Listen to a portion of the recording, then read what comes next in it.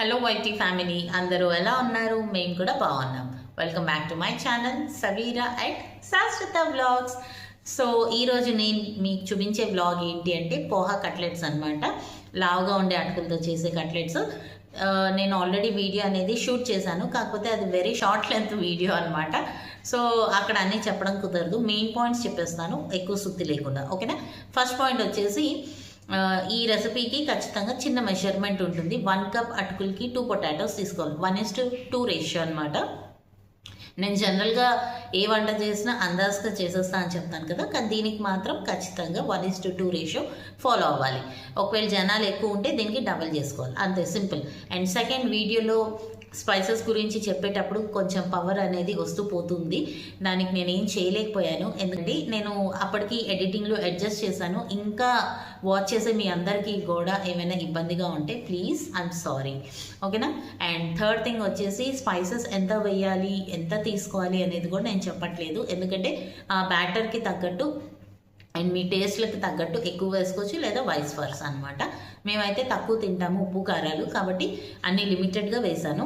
And third వచ్చేసి, corn flour paste ఎలా చేసుకోవాలి అంటే, మరీ లిక్విడ్గా ఉండకూడదు, మరీ సాలిడ్గా ఉండకూడదు, మధ్యంగా ఉండాలన్నమాట. అంటే ప్యాటీస్ అందులో ఈజీగా రోల్ అయ్యేలాగా ఉండాలి, అంతే. వెరీ సింపుల్ అనమాట, ఓకేనా? ఈ రెసిపీ అనేది చాలా ఈజీ రెసిపీ, చాలా బాగుంటుంది. చిన్నపిల్లల దగ్గర నుంచి పెద్దవాళ్ళందరికీ కూడా నచ్చుతుంది. సో మదర్స్ అందరూ కూడా please give it a try, ఓకేనా? ట్రై చేసిన తర్వాత మీకు నచ్చుతుంది, నాకు ఖచ్చితంగా తెలుసు. అండ్ నచ్చితే కనుక ప్లీజ్ కమెంట్ సెక్షన్లో మెన్షన్ చేయండి. ఇలాంటి మరిన్ని వీడియోస్తో మీ ముందుకు వస్తాను. Until then bye. పొటాటోస్ని కట్ చేసుకుని ఇలా పెట్టుకున్నాను, బయట ఉడికించుకున్నాను. ఏంటంటే మనకి కుక్కర్లో పెడితే ఓవర్ బాయిల్ అయిపోయి సరిగా రాదనేసి నేను బయట సపరేట్గా కన్సిస్టెన్సీ చెక్ చేసుకుంటూ ఉడకబెట్టుకున్నాను. చల్లారిన వెంటనే పీల్ చేసి పక్కన పెట్టేశాను. అండ్ నెక్స్ట్ అటుకులు తీసుకున్నాను, కడిగేశాను, వాటిని బుట్టకు వేసేసాను. అండ్ నెక్స్ట్ స్పైసెస్ అనేవి రెడీగా పెట్టుకున్నాను అనమాట. ఉప్పు, కారం, పసుపు, garam masala, chaat masala, pepper powder, amchur powder, తర్వాత కార్న్ స్టార్చ్ పౌడర్, కార్న్ఫ్లవర్ అని కూడా అంటారు.